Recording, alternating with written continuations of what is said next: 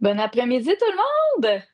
Hey, je vous vois pas, hein, fait que j'imagine que vous êtes là. Fait que merci beaucoup d'avoir choisi l'atelier, la conférence sur l'accompagnement au quotidien, astuces concrètes et efficaces. Je suis contente d'être avec vous cet après-midi. Je sais pas, vous êtes de où? N'hésitez pas à m'écrire là, dans la petite boîte là, où est-ce qu'il y a, c'est marqué poser une question, je pense, de votre côté, mais même si c'est pas une question, vous voulez juste écrire quelque chose, vous avez le droit de l'écrire aussi. Donc, n'hésitez pas à m'écrire, vous êtes de où? Et même peut-être que ce que vous avez mangé pour dîner, tiens. Fait que j'espère que vous avez pris une pause là, entre les différents ateliers. J'ai eu le plaisir ce matin d'assister d'ailleurs à quelques-uns d'entre eux. C'était encore une fois très riche. C'est full un événement que j'apprécie, la journée du numérique. Je trouve ça le fun qu'on puisse se rassembler comme ça en ligne, mais ça fait en sorte qu'on est capable d'aller atteindre des gens un peu partout au Québec puis même ailleurs. Donc, ben, merci d'être là. Je peux pas vous voir, mais je peux vous lire. Fait que gênez-vous pas d'écrire là, dans les boîtes de clavardage. Donc, je viens de voir justement. Donc, je vois Anne-Marie Desrosiers. Salut! Bienvenue, Collège Jésus-Marie, le Nunavik. Oh yeah! Fait qu'on a des gens des autres, voyons, du nord du Québec. C'est super. Ben, merci d'être là.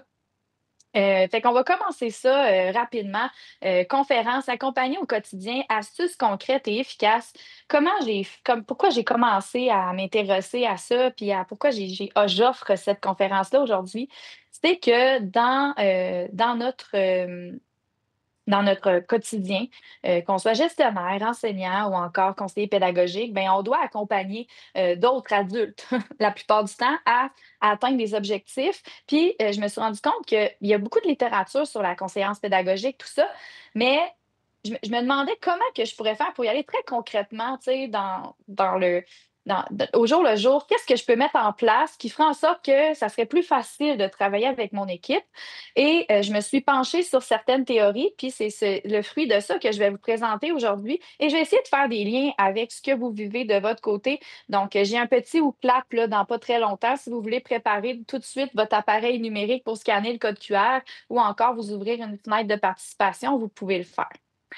Pour ceux qui ne me connaissent pas, je m'appelle Laurie, donc je suis conseillère pédagogique à l'École branchée. L'École branchée, nous sommes un média. Donc, on est le média à l'ère du numérique. On est situé au Québec. On fait de la veille pédagogique de ce qui se passe en éducation, mais on a aussi tout un volet service, donc service d'accompagnement de formation. Et ça, ben, c'est moi qui s'en occupe. Je suis la coordonnatrice de ça.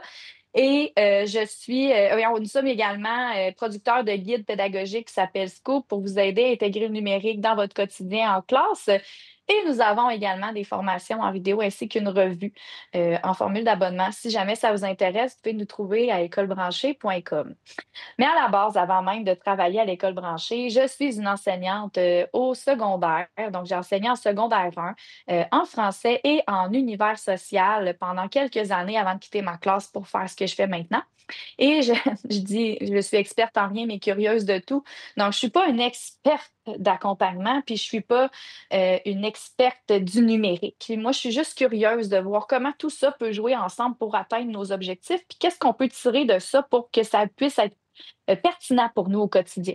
Fait que je me pose des questions, j'essaie de mixer des choses ensemble pour que ça puisse répondre à nos besoins, mais en rien, je me prétends experte de quoi que ce soit, surtout pas du numérique. Je suis vraiment pas la fille qui capote sur les nouvelles petites affaires. Au contraire, je suis plus le genre à regarder ça aller, puis après ça, à me dire, ah ben garde, ça pourrait peut-être être pertinent pour moi, fait que je vais l'essayer. Je vois que vous continuez d'écrire là, dans le clavardage, c'est super. Donc, je vois que vous êtes plusieurs. Si, je suis contente de voir que on est un beau groupe comme ça. Merci d'être là. Notre plan aujourd'hui, ben, toute bonne formation part sur des bonnes bases. Donc, on va retourner sur les bases théoriques en lien avec l'accompagnement. On va voir ensuite comment faire pour définir, orienter un rôle, le rôle d'accompagner des adultes et de travailler avec des adultes, et finalement, comment devenir un modèle intégré. C'est très flou, volontairement, parce que je veux vraiment que vous vous laissiez guider dans la démarche que je vais vous présenter tout au long de ma conférence cet après-midi.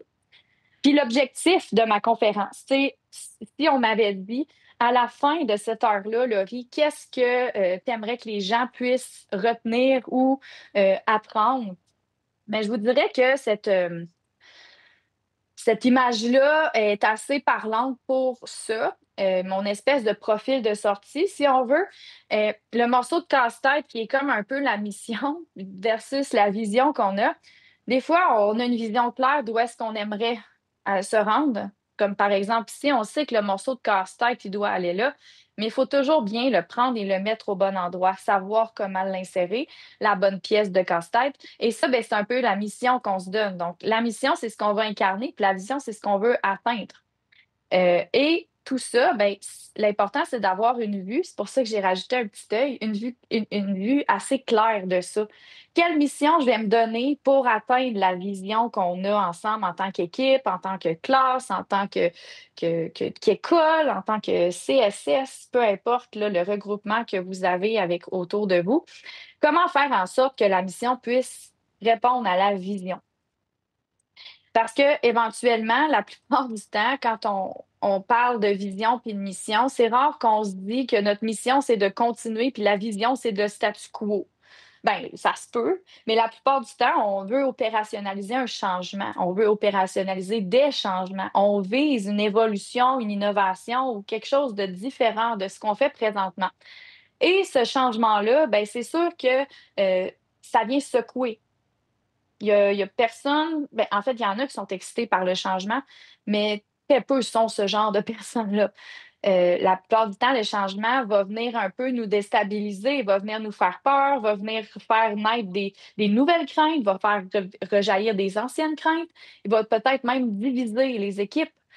Donc, comment faire pour que ce changement-là se soit opérationnalisé, puis que finalement, ben, on arrive à destination, qu'on puisse faire la mission, incarner la vision qu'on a, mais sans nécessairement tout, tout détruire, perdre des gens au fur et à mesure. Il faut savoir, dans le fond, avec qui on travaille, puis comment travailler avec eux.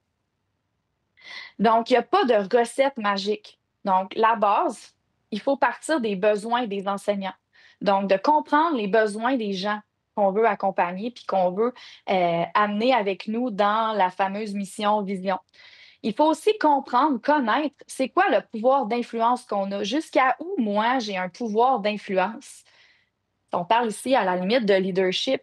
Donc, quel genre de leader je suis, puis de quelle façon les gens vont me suivre et comment j'aimerais qu'ils me suivent. Et finalement, une fois qu'on sait qu'est-ce que les gens ont besoin, ou bien quel genre d'objectif on veut se donner, qu'on comprend quel genre de pouvoir d'influence on peut avoir, bien, il s'agit de prendre ces deux éléments-là puis de se dire, bon, bien, on va se faire un plan clair pour atteindre notre objectif. Et moi, bien, je suis là pour vous accompagner là-dedans. Fait que l'objectif, c'est de trouver la recette de notre côté. Parce que ça se peut que tu entendes des expériences de déploiement ou d'accompagnement dans des CSF, dans des écoles, qui fonctionne super bien. Sauf que quand c'est rendu de ton côté, tu essaies de répéter ça, mais ça ne fonctionne pas de la même façon, puis tu vis zéro les mêmes choses. Fait que là, on va se dire, ah, mais ça veut-tu dire que c'est moi qui ai mal fait? Non, c'est juste parce que as-tu pris en compte les caractéristiques des gens que toi t'accompagnes? Donc, des modèles qui sont autoportants puis qui sont applicables et qui fonctionnent partout, sincèrement, j'y crois pas. J'ai l'impression qu'il manque d'un petit peu d'humain là-dedans. Donc, je vais aller rafraîchir, voir si j'ai d'autres commentaires ou d'autres questions avant de poursuivre. De ce que je vois, non, vous êtes assez silencieux, mais c'est correct, on y va comme ça. Quels sont vos défis? Fait qu'avant même de commencer, pour pouvoir vous donner des exemples, pouvoir vous diriger vers des pistes qui vont vous répondre à vos objectifs, à vous, pourquoi vous êtes ici cet après-midi, j'ai créé un WooClap dans lequel je vous pose quelques questions. Fait que wooclap.com, / JNE pour Journée du numérique en éducation, 2025 EB pour École branchée. Donc, je vous invite à me rejoindre sur ce WooClap-là. Vous pouvez soit taper l'adresse ou encore scanner le code QR là, qui est à l'écran avec votre téléphone cellulaire.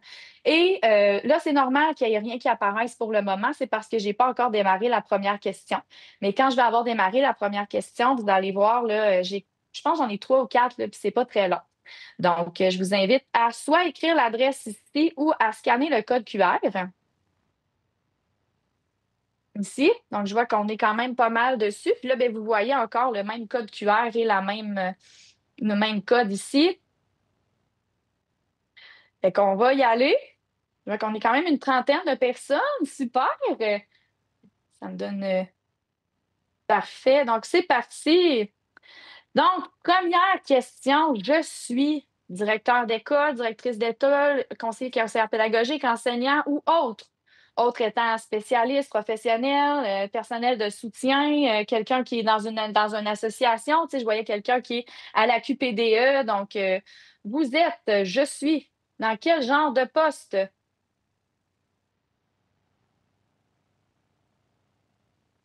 Donc, conseiller pédagogique en majorité, directeur d'école un petit peu, enseignant, enseignante. Autre, n'hésitez pas à m'écrire dans le clavardage. Autre, qu'est-ce que vous faites? J'ai une question, c'est allons voir à avoir la présentation à la fin. Écoutez, vous avez déjà accès à un PDF de la présentation. Si vous m'avez déjà vu par le passé animé, je mets à jour mes affaires. J'ai des idées jusqu'à temps que je clique sur OK, on commence. Donc, j'ai remis à jour des choses ce matin, vous savez bien. Donc, je vais vous la repartager à la fin avec un autre code QR puis un lien court si vous voulez celle qui est mise à jour. Mais le gros de la présentation, vous l'avez là, dans les ressources qui ont été partagées sur la plateforme dans laquelle vous vous trouvez en ce moment.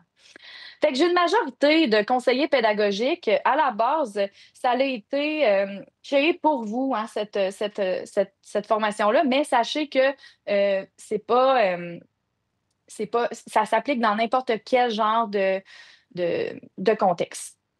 Prochaine question, attention. Mes principaux défis lorsque j'accompagne sont.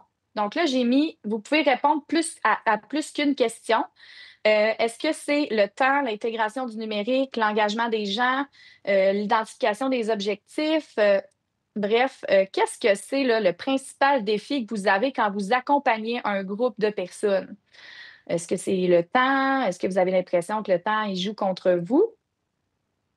Donc, vous pouvez aller voter.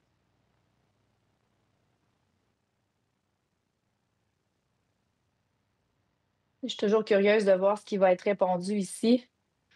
Avec le temps, l'engagement. Hein? L'engagement. J'ai une bonne question pour vous en lien avec l'engagement. Qu'est-ce que c'est? Mettons, vous dites, là, tu sais, les enseignants ne sont pas engagés, mais est-ce que vous avez déjà réfléchi à qu'est-ce que c'est le comportement d'un enseignant qui est engagé? C'est qu'est-ce qui fait que vous dites, OK, ben, il n'est pas engagé versus il est engagé? Tu sais, c'est quoi votre référence?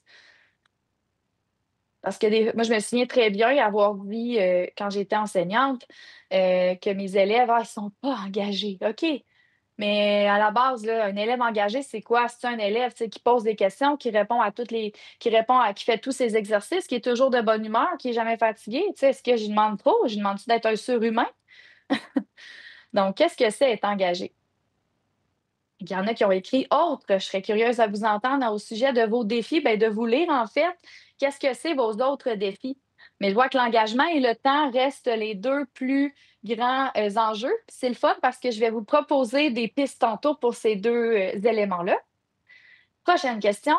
Précisez votre réponse. Donc, ceux que vous avez répondu tantôt, donc venez de répondre à ça ici. Précisez-moi pourquoi cet enjeu-là est votre principal défi. Est-ce que c'est parce qu'on ne vous donne pas assez de temps? Est-ce que c'est parce que les groupes, on vous impose d'accompagner des groupes qui n'ont pas nécessairement le goût d'apprendre ce que vous avez à leur apprendre? Fait que précisez-moi votre dernière réponse. Qu'est-ce qui fait que euh, c'est un enjeu pour vous, là? C'est quoi qui est observable dans cet enjeu-là qui fait que c'est plus difficile là, d'accompagner les gens? Que s'engager, ça serait se mettre en action de ce que l'on vient d'apprendre. Donc, Sylvie, c'est vraiment intéressant ce que tu dis. Super. Est-ce que vous voyez la question? Parce que là, je ne vois pas tant de gens là, sur WooClap en ce moment. Fait que je vous invite à préciser votre dernière question, la dernière réponse. Si ça ne marche pas sur WooClap, vous pouvez le faire. Ah, et voilà, c'est parti. Le défi résistance au changement et disponibilité des CP. Donc oui, c'est sûr que quand il n'y a pas de gens pour accompagner, des fois, c'est plus difficile de se faire accompagner. Donc, ah yes, super, ça rentre, merci. Hey, merci de participer, hein. C'est super apprécié. Ça fait en sorte que je vais être capable de mieux vous aider, le fait que vous répondez comme ça. Merveilleux. On a une petite gorgée d'eau pendant que ça rentre tranquillement.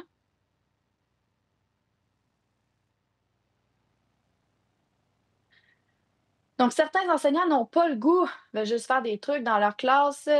C'est difficile. Donc, pas assez de temps pour finir le programme. Le temps est limité. Le formateur non disponible, non rémunéré pour l'accompagnement. Donc, ouais, le budget. Hein? J'aurais dû mettre ça dans, dans les possibilités. Peut-être que c'est ceux qui ont écrit autre là, pour le budget. Plusieurs points de service à couvrir, toujours sur la route. Oui, je sais de quoi tu parles. La libération des enseignants est compliquée avec les coupures. Donc, ça, c'est un autre enjeu financier, encore une fois. Garder leur attention, fait qu'on est au niveau de l'engagement. Le très peu de journées pédagogiques encore au niveau du temps. La libération des enseignants est compliquée avec les coupures, donc moins de temps. Les gens ne voient pas nécessairement les défis, les enjeux. Les gens ne veulent pas sortir de leur zone de confort. Absolument. Donc, je vois quand même des éléments qui reviennent. Hein. Vous voyez que vous n'êtes pas tout seul. Peu importe ce que vous avez écrit ici, vous n'êtes pas tout seul à vivre avec ce défi-là. Fait qu'accompagner au quotidien, accompagner des adultes au quotidien, puis opérationnaliser un changement dans un milieu, c'est pas chose qui est facile. Sur papier, oui. Hein? Portrait du milieu en ce moment, qu'est-ce qu'on fait, c'est quoi nos défis, c'est quoi nos forces, OK, super. Où est-ce qu'on veut aller? On veut aller là. Bon, on va mettre en place de la formation, des COP, des CAP, des rencontres. On va faire appel à telle conférence. On va demander à l'école branchée de nous abonner à la revue. Puis à la fin de l'année, tout le monde va avoir fait le parcours, puis on devrait être rendu là. Ça, sur papier, c'est parfait. Mais dans la vraie vie, est-ce que ça se passe comme ça?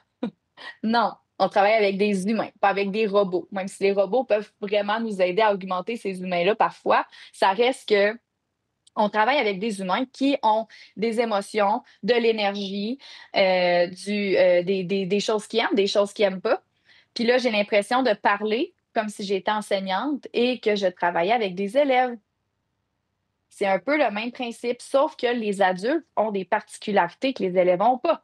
Puis ça va être, au lieu d'être des écueils, ça va être des forces. Et on s'en va vers là pour vous aider à travailler sur les défis que vous avez identifiés.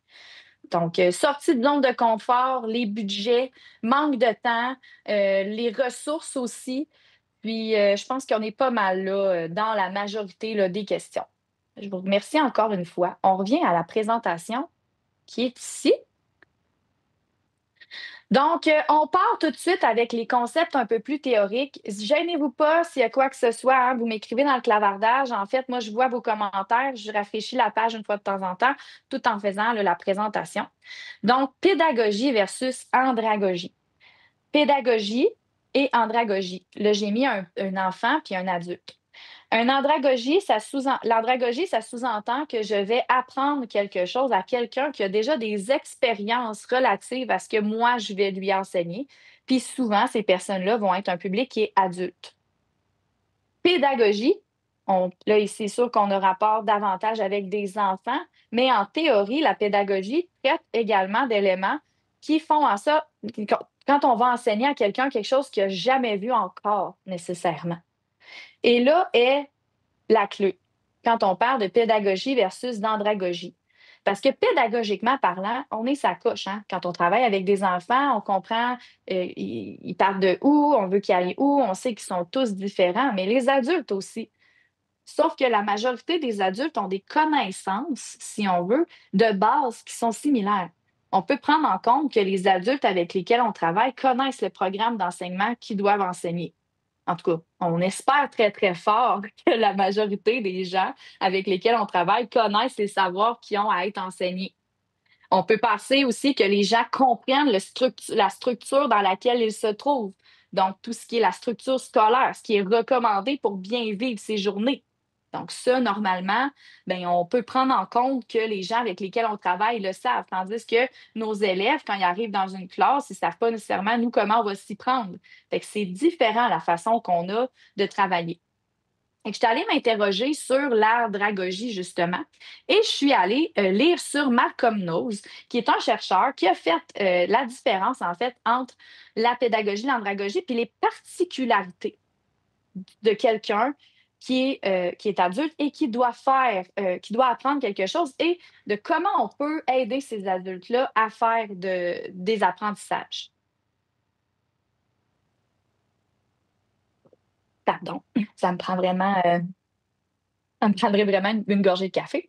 Donc, la pyramide d'apprentissage des adultes, comment j'ai fait pour y arriver? Moi, je suis allée chercher un écrit de Malcolm Knowles, qui est un écrit sur l'andragogie qui explique la façon dont les adultes vont faire leurs apprentissages, les référents qu'ils vont avoir. Et je l'ai intégré dans une application qui s'appelle napkin.ai pour vous faire un petit résumé visuel pour que ce soit moins lourd que le document de 15 pages. Et ici, ça m'a donné ce visuel-là que je trouve super intéressant. Donc, il y a 5 éléments qui vont faire en sorte qu'un adulte va faire des apprentissages. Tout d'abord, le focus. Donc, les besoins éducatifs sont centrés sur les intérêts et la résolution de problèmes. Donc, il faut que l'adulte sache que ça peut résoudre un problème et que ça touche à ses intérêts. Comme là, par exemple, j'ai Sylvie qui vient de m'écrire qui en travaille avec les adultes. Donc, elle me dit qu'elle écoute ses ateliers avec ses lunettes d'éducation aux adultes. Parfait, là, je suis scrutée, là, ça me stresse un petit peu. Mais non, donc, elle se dit, ben, ça m'intéresse. Là, on parle d'andragogie, je travaille avec des adultes, donc on est dans les intérêts. La pertinence, alignée sur les besoins de développement et les rôles sociaux. Est-ce que le rôle social que j'ai, donc la façon dont je me perçois dans la société, ça me touche la façon que tu as de travailler avec moi? L'expérience. Tout le monde avec lesquels on va travailler quand on est un adulte a de l'expérience, a vécu quelque chose en lien avec ce qu'on veut lui montrer, a déjà passé par des réformes, a déjà passé par des nouvelles affaires. Pensez à l'intelligence artificielle quand on a commencé à en parler. Il y en a plusieurs. Bon, c'est encore la nouvelle affaire, ça va passer. Eux autres, qui ont de l'expérience de nouvelles affaires, qui ont passé avec les modes, si on veut. Donc, ça, c'est une façon de voir l'expérience. L'autonomie. La personne adulte est capable de s'engager si elle trouve que c'est pertinent. Elle fait le choix de s'engager ou pas. C'est elle qui décide si elle veut apprendre ça ou pas. Même si moi, je veux y rentrer dans la gorge, elle ne va pas perdre sa job, comprenez-vous? Tandis qu'un élève, lui, s'il ne veut rien savoir, ça se peut qu'il perde des points, ça se peut qu'il coule son année. On n'est pas dans le même genre de système. Et finalement, la motivation. Pourquoi puis comment? Pourquoi j'apprendrais ça? What's in it for me? Puis comment je devrais l'apprendre? Est-ce que ça fit dans mon temps? Est-ce que j'ai de l'autonomie? Est-ce que je peux m'organiser pour que ça fonctionne? Fait que ça, c'est une pyramide qui explique la différence. En fait, comment un adulte s'est référent quand il veut apprendre quelque chose. Puis, j'ai l'impression que nous, notre point de force quand on a à accompagner puis à travailler avec des adultes, c'est ces deux éléments-là. L'expérience puis l'autonomie. La personne qui ne veut pas s'engager dans ce que tu as à lui apprendre, si tu vas piger dans son expérience pour associer ce que tu veux lui apprendre à quelque chose de positif, d'après moi, tu as un levier. Si la personne ne veut pas s'engager parce que la structure est trop raide, est trop rigide, laisse-lui un peu d'autonomie pour apprendre. Je vais te donner des exemples plus clairs. Par exemple, on est dans une école où est-ce qu'il y a plein de Chromebooks. Puis j'ai une enseignante en univers social qui fait beaucoup de maquettes avec ses élèves. OK? Hey, je vais très, très caricatural.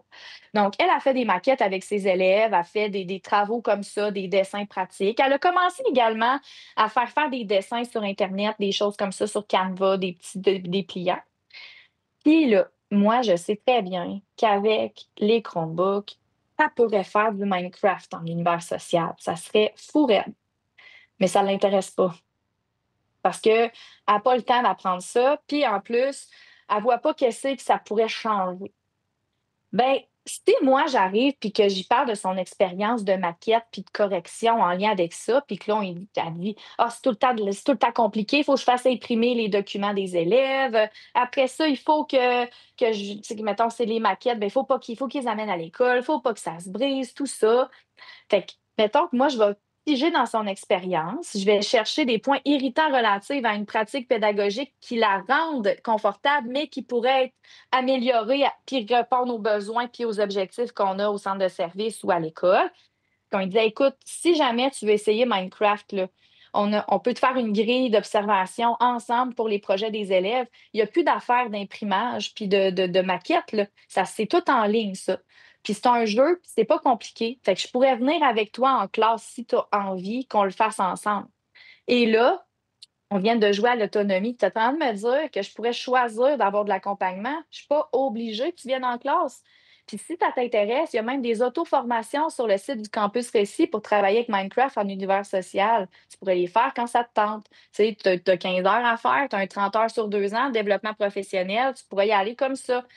Fait que là, la personne, elle sent qu'elle a une certaine autonomie, puis elle comprend que moi, je vais toucher à son expérience. Son expérience est valorisée, mais en plus, j'associe ça à quelque chose qui est irritant. Bien, je viens d'aller chercher un levier. Parce que si on travaille toujours en fonction de la mission puis de la vision, mais qu'on oublie que les gens sur le terrain ont besoin de focus, d'autonomie, d'expérience, tu sais, toute la pyramide, ils vont jamais venir mettre la pièce de casse-tête avec nous. Puis ça peut fonctionner avec une, mais ça peut ne pas fonctionner avec d'autres. Fait qu'il faut avoir plusieurs tours dans son sac. Préparer quelque chose qui peut les rendre autonomes, jouer avec l'expérience, pas jouer, mais utiliser l'expérience, parce que c'est ce qu'il y a de plus important chez un être humain qui veut apprendre, c'est pourquoi il veut l'apprendre.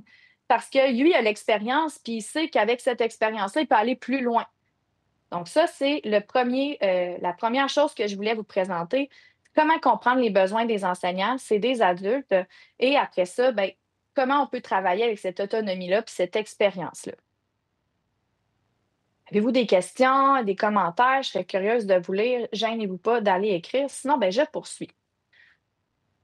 Connaître son pouvoir d'influence, et là, je vais vous présenter une matrice vraiment intéressante qui a été créée par le pôle d'expertise en enseignement supérieur.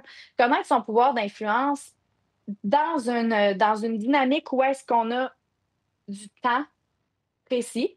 Donc, moi, j'ai un temps maximum. J'ai 3 journées pédagogiques, deux avant-midi là-dedans, où est-ce que les enseignants doivent être capables après ça de développer un cours dans Classroom, par exemple, où il faut qu'ils comprennent les objectifs, il faut faire le plan de lutte contre la violence, tout ça. Bref, un objectif clair.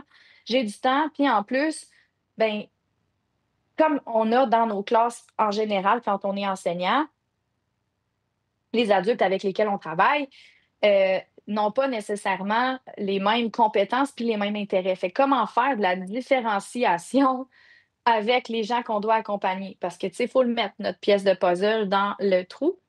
Donc, ce que je vais vous présenter, c'est une démarche pour faire preuve de leadership situationnel. En fait, c'est comment adapter son leadership à la situation dans laquelle je me trouve pour que les gens s'engagent, mais sans nécessairement perdre du temps parce que je n'ai pas mis en place la bonne stratégie pour que ces gens-là s'engagent justement. Et là, je vais aller rafraîchir les commentaires. Non, merci Sylvie. Sylvie, tu es en feu dans le clavardage. Si je peux donner une étoile de clavardage, tu l'aurais. Que je t'envoie l'étoile de clavardage. Donc, Sylvie dit merci, très pertinent. J'en tiendrai plus compte. J'utilisais déjà leur motivation et leur expérience.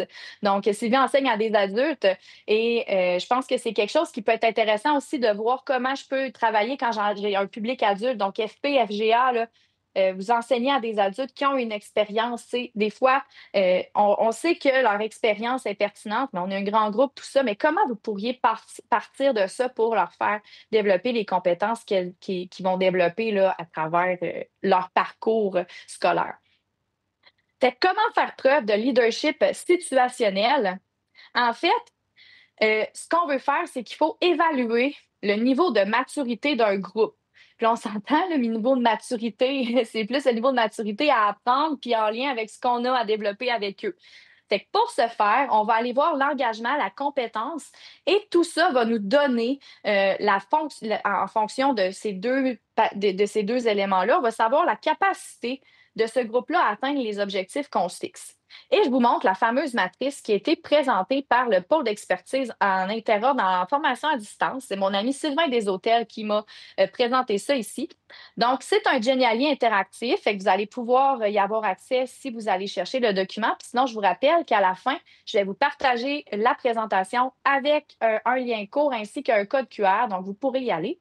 Fait que si on regarde comment c'est fait, si vous êtes curieux, là, quand je vais faire démarrer ici, vous allez pouvoir le retourner si vous êtes dans la maison, vous allez pouvoir aller ici là, dans les renseignements, les attributions, d'où ça vient, là, donc sur quoi se sont basés pour faire cette matrice-là.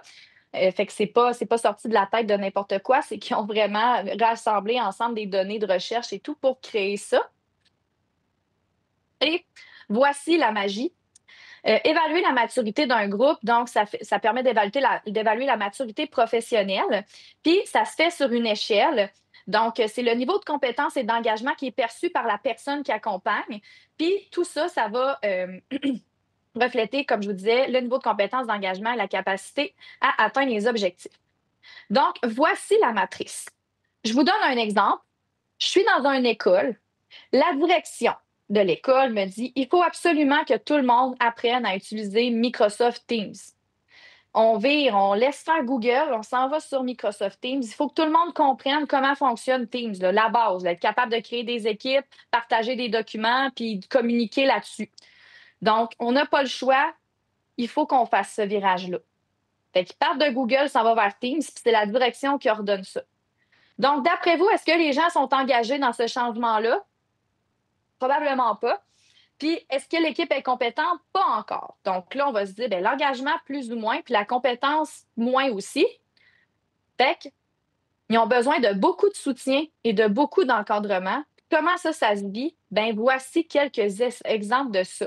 Donc, utiliser des outils pour structurer, donner des instructions précises et vérifier leur application, faire du modelage, faire une démonstration des étapes de travail à accomplir, renforcer le succès et augmenter progressivement les responsabilités. Donc, ça, c'est un exemple de choses qu'on peut mettre en place. Maintenant, une fois que vous avez ces choses-là, une idée que je vous donne, c'est que vous pourriez prendre ces éléments-là avec votre plan d'apprentissage, donc dire, OK, il faut qu'ils apprennent à faire ça dans Microsoft Teams. Voici comment j'aimerais les accompagner. Tu mets ça dans ton robot conversationnel préféré, que ce soit ChatGPT, Copilot, Gemini, Claude, Mistral, tout ça. Et tu demandes, OK, en fonction de ces éléments-là, puis en fonction de ce que je veux faire avec mon équipe, propose-moi un plan. Et là, tu pourrais partir de quelque chose. Donc, ça, c'est une piste. Un autre cas de figure. Donc, si je reviens, oui, je sais. Voyons, je vais revenir. OK, je reviens ici. Donc, j'ai une équipe qui utilise le iPad depuis longtemps. On a un programme particulier, tous les élèves ont des iPads, les enseignants ont des iPads, ça va bien. Mais là, on veut aller un peu plus loin. On veut aller faire de la réalité virtuelle puis de la réalité augmentée avec l'outil Apple de iPad. On se dit, ah ouais, hein, c'est possible de faire ça. Nos élèves vont capoter. Là. Ils vont comme... on a vraiment envie de l'apprendre. Fait que si on regarde la matrice ici, ben, l'équipe est engagée, mais plus ou moins compétente. Elle est compétente avec l'iPad, mais pas nécessairement en réalité virtuelle, en réalité augmentée. Fait qu'en cliquant là-dessus, on va dire qu'ils ont besoin de peu de soutien et beaucoup d'encadrement. Pourquoi? Bien, peu de soutien, c'est dans le sens où s'ils sont motivés, ils vont s'engager, ils ont un sentiment d'autonomie, ça devrait bien aller. Mais beaucoup d'encadrement, ils doivent savoir par où passer pour être capables d'atteindre leur objectif parce que moi, je suis là pour ça. Fait que là, on leur donne, encore une fois, des pistes pour y arriver. Fait que j'adore cette matrice-là parce que ça me permet juste de prendre un pas de recul. OK, là, le groupe que je m'en vais accompagner, là, c'est des gens qui ont déjà de l'expérience là-dedans ou pas? C'est des gens qui s'intéressent ou pas?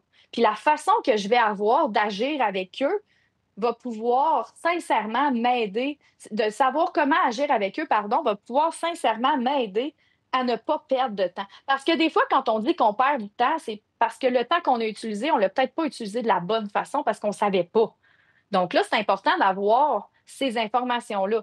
Fait que quand on est parachuté en tant que conseiller pédagogique ou quand on est enseignant, on ne connaît pas encore notre groupe, c'est important de prendre le temps de prendre ce pouls-là. Puis après ça, d'adapter nos interventions selon le groupe qu'on va accompagner.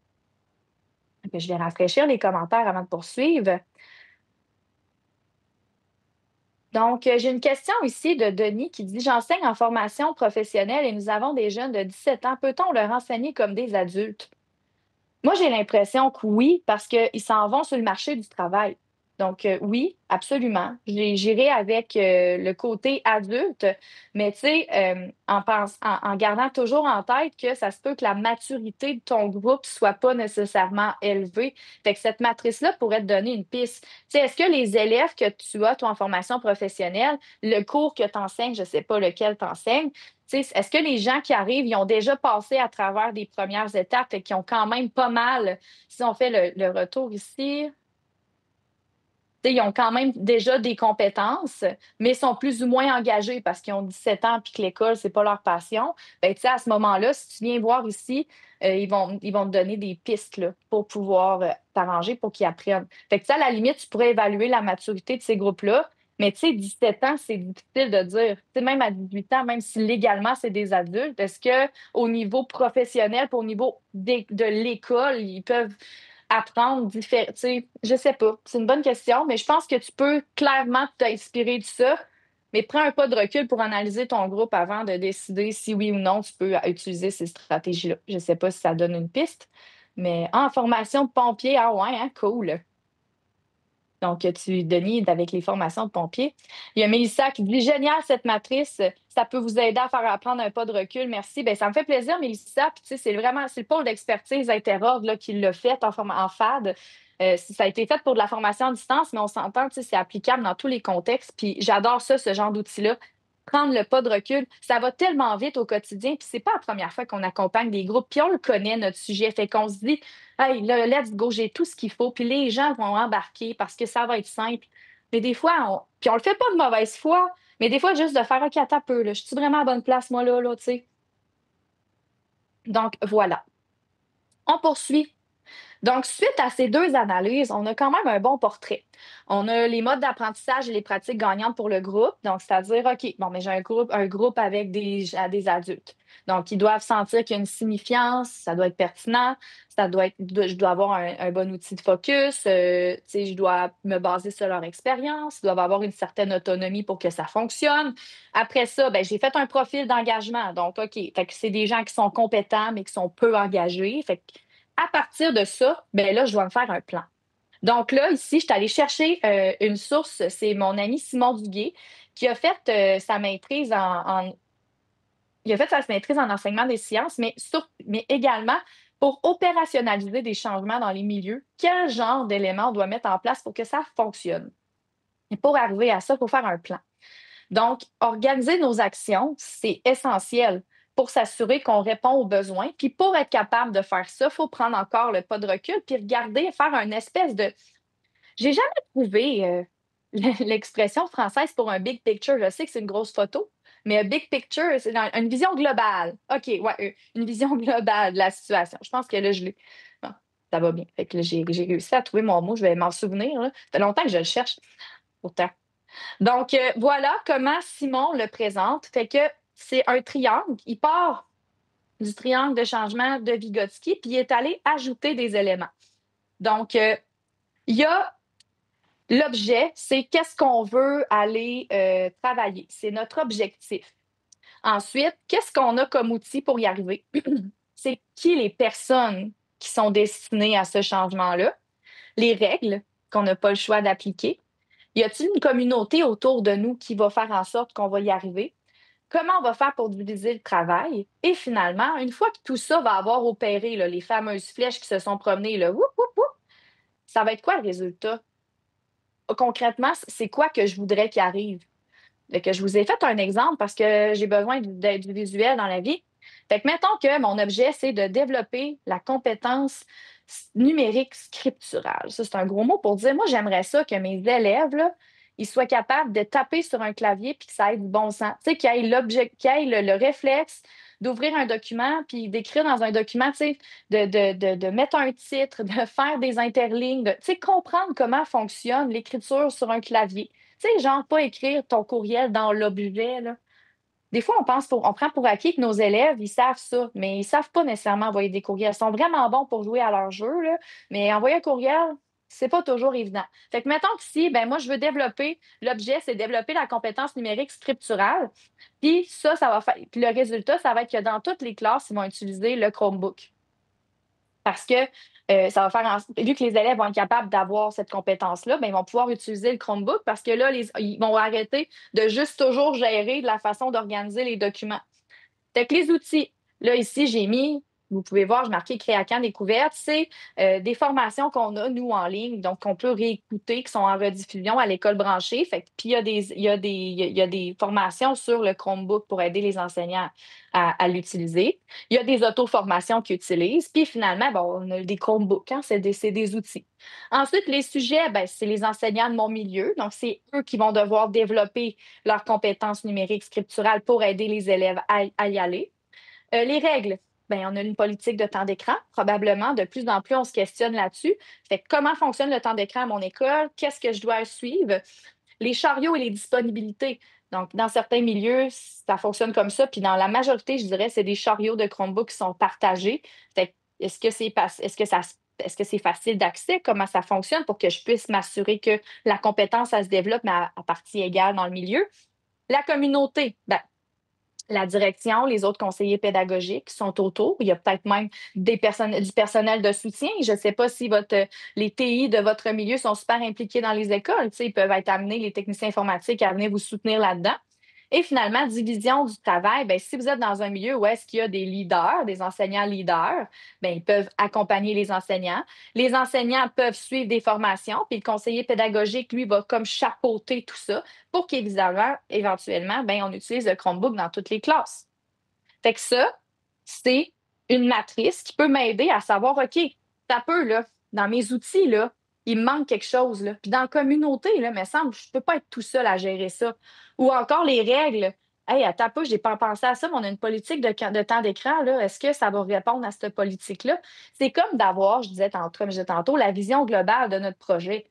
Est-ce qu'il est vivable? Est-ce que ça a de l'allure? Si jamais il manque quelque chose quelque part, ben, je vais le voir à ce moment-là. Fait que cette matrice-là est intéressante à utiliser juste pour prendre un pas de recul encore une fois. Dans votre pratique maintenant, moi, pas comprendre, j'aime vraiment cet emoji-là, je l'ai utilisé souvent. Dans votre pratique maintenant, pas demain parce que c'est samedi, mais lundi, vous avez des projets d'accompagnement, vous avez des objectifs à atteindre. Comment je fais pour faire en sorte que ça se fasse bien, ça? Pour que ça fonctionne bien, pour que ça se mette en place sans que j'aie à tout changer. J'ai déjà commencé des projets. Je veux pas que les gens dans mon milieu pensent que je suis partie sur une bulle ou quoi que ce soit. Je veux que ça se passe bien. Comment je fais pour que ça se passe bien? Bien, de un, pour bien comprendre le rôle du conseiller pédagogique.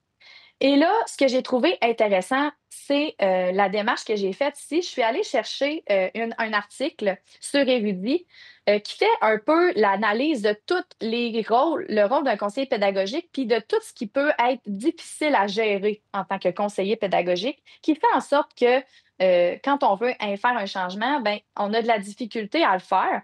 Fait que je me suis dit, si je vais chercher ça, je vais aller chercher je suis allée chercher l'article. Je l'ai mis dans le chat GPT. J'ai demandé de me faire un résumé. Puis je l'ai intégré dans Napkin ensuite pour me faire un visuel. Donc là, ici, là, ça, c'est toutes les fameuses écueils. Donc, le rôle du conseiller pédagogique qui va tout gérer cet bel élément-là, là, voici ce à quoi il peut se buter. Donc, tension relationnelle, résistance au changement chez les enseignants.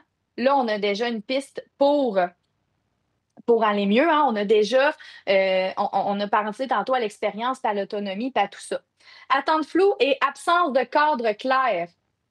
Si on fait le tour de cette fameuse matrice-là, s'il y a des attentes floues, un cadre clair, le cadre n'est pas clair, ben on va être capable de le cibler dès le départ. Fait qu'on va faire un retour.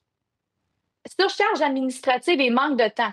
Donc, avec un échéancier et avec la façon qu'on a d'évaluer la maturité de notre groupe avec la fameuse matrice, bien, c'est sûr qu'on ne manquera pas de temps parce qu'on va avoir mal commencé ou quoi que ce soit. On va déjà commencer de la bonne façon.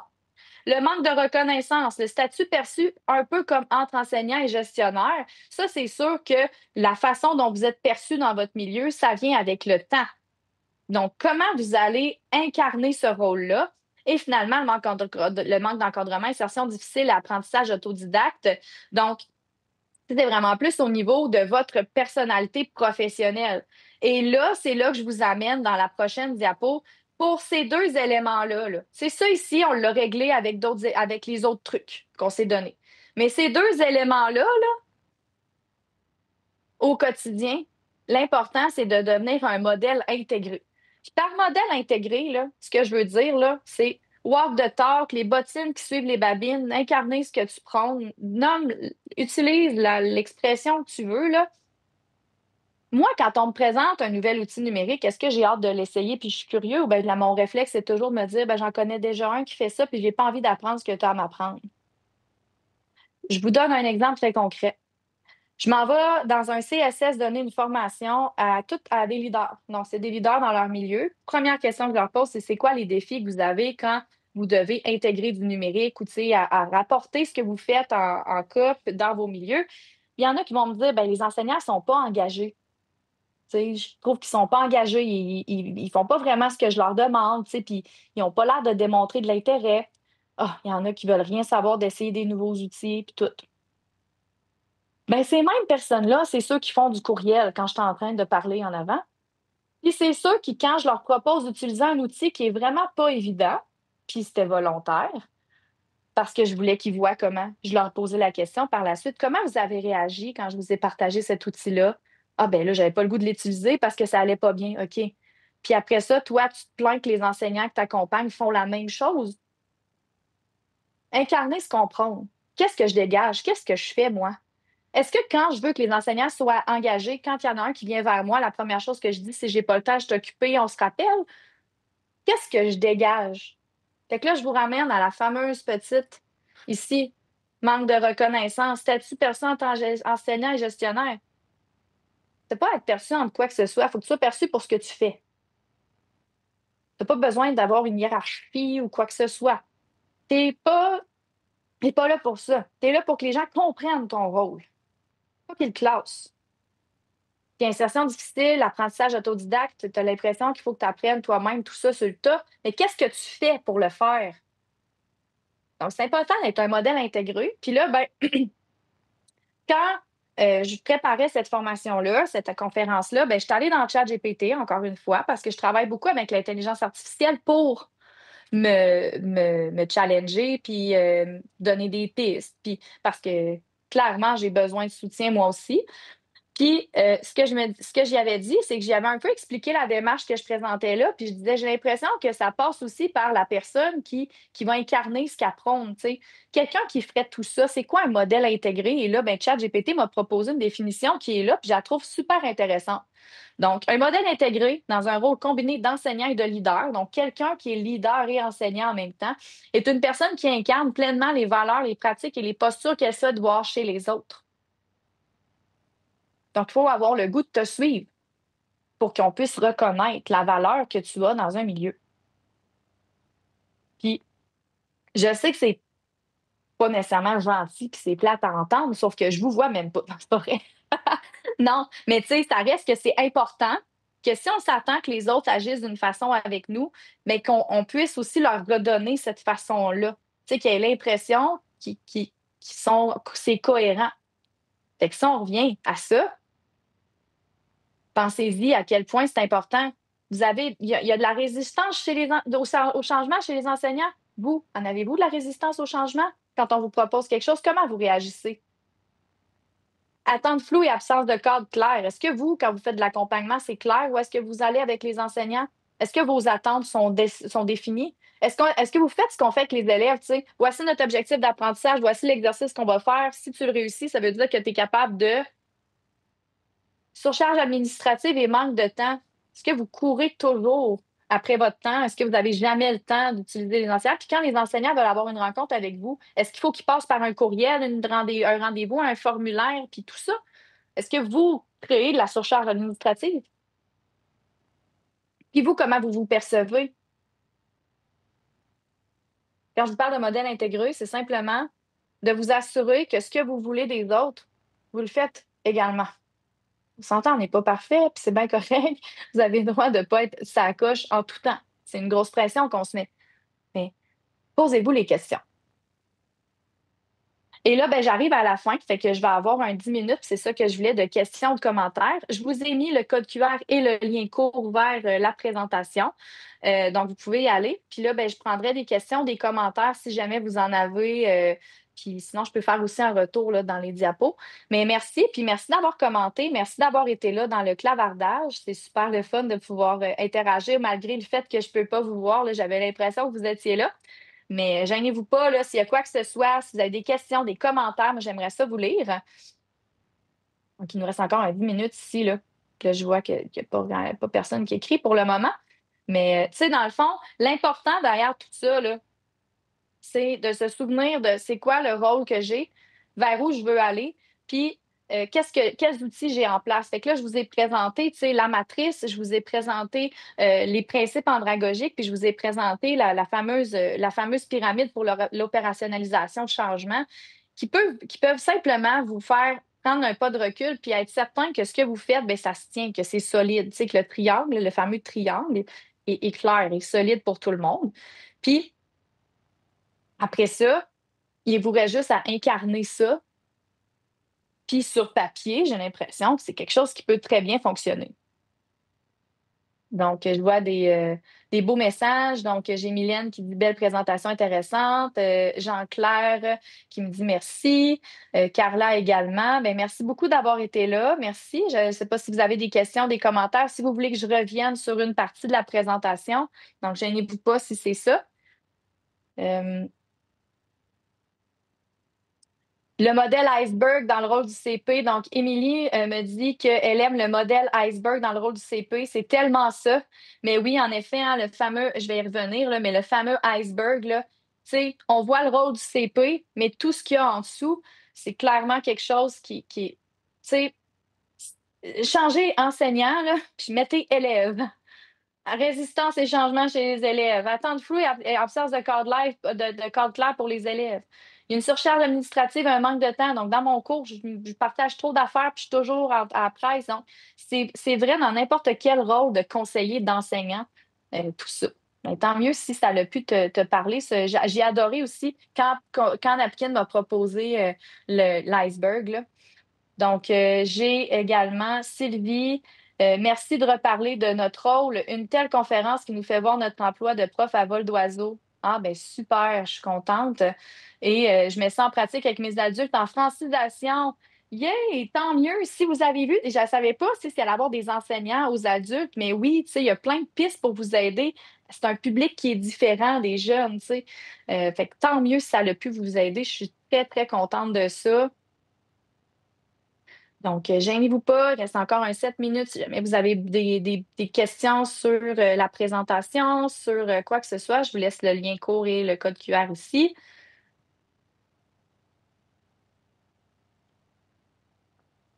Je suis super contente si ça vous donne des pistes. C'est ça l'objectif. Tu sais, moi, mettons, comme je vous ai dit au début, mon objectif, c'est de vous présenter des cadres théoriques, de les appliquer dans un contexte qui vous ressemble, puis qu'après ça, vous puissiez vous projeter là-dedans. Puis là, j'ai l'impression que ça fonctionne, fait que je suis quand même assez contente de ça. Puis, gênez-vous pas, vous prenez la présentation ici, là, vous allez pouvoir la consulter grâce à ce code QR-là ou à ce lien court-là, donc gqr.sh. Il est bizarre le lien court, hein? C'est parce que je le fais avec Canva. Dans Canva, on peut aller générer des liens courts, puis je le fais toujours à la même place que je fais mon code QR. Donc, gênez-vous pas de prendre le lien, de l'ouvrir dans un onglet, conservez-le, puis le code QR également vous permet d'ouvrir la même chose. Donc, je rafraîchis encore. Il reste encore 6 minutes.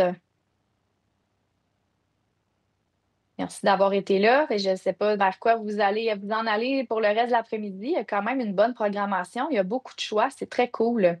C'est une belle journée pour ça. Je sais pas vous êtes dans quel coin, mais ici, c'est quand même assez nuageux et venteux. Donc, c'est pas, c'est pas trop plate d'être en train d'animer en ligne comme ça, là. Donc, Denis qui me dit, je vais mieux expliquer le pourquoi on effectue une tâche. Bon, mais hey, je suis contente de savoir ça parce que des fois, le pourquoi, tu sais, on l'escamote parce qu'on se dit, mais crime, faut qu'il l'apprenne. Mais des fois, c'est juste ça qui va manquer pour qu'il s'engage. Fait que tant mieux, Denis, si ça t'a donné cette piste-là. Je suis contente de savoir ça. Il y a Jenny qui me dit qu'elle va sûrement retourner dans la documentation pour ses accompagnements. Ben tant mieux, puis gêne-toi pas d'y retourner. Il va toujours être vivant, ce canevas-là, hein, il va pas disparaître, donc tu peux en tout temps y retourner. Puis vous avez mon adresse courriel, fait que tu sais, s'il y a quelque chose, tu peux m'écrire, me dire, hey, telle présentation, tu as trouvé ça où? Tu sais, la matrice est accessible dedans, mais tu sais, tu peux, si jamais tu veux le lien directement, tu peux m'écrire également, il y a pas de problème. Donc, donc, Émilie, je trouve difficile d'évaluer le niveau de maturité d'un groupe parce qu'ils sont tellement hétérogènes. En effet, c'est pas évident d'évaluer la maturité d'un groupe, mais je te dirais que vas-y en général. Puis vas-y aussi avec le mandat qu'on te donne. Tu sais, mettons que le mandat que tu as, je sais pas, je me souviens pas si tu étais. Je pense que tu es conseillère pédagogique de ce que je peux voir dans le rôle du CP. Ben, tu sais, mettons que les enseignants, mettons que tu sais que tu t'en vas parler à tes enseignants de quelque chose qu'ils n'ont jamais vu ou ben, que très peu d'entre eux maîtrisent. Par exemple, je vais prendre l'IA, OK? Présentement, l'IA, quand je vais former dans des milieux, ma première question, c'est est-ce que tes enseignants l'utilisent ou pas? Puis là, il va me dire, il y en a deux, trois qui l'utilisent vraiment beaucoup, puis les autres savent un peu c'est quoi. Fait que là, ben, je vais avec le OK, la majorité savent un peu c'est quoi. Fait que je vais y aller avec un niveau de compétence plus ou moins. Puis, mettons que je m'en vais parler d'un outil qu'ils n'ont pas utilisé encore, ben, je me base là-dessus. Puis, tu sais, ceux qui sont déjà plus avancés vont aller piger ce qui est important pour eux. Puis, tu sais, tu peux déjà penser à eux dans ta présentation, un peu comme on fait avec des élèves qui vont plus rapidement.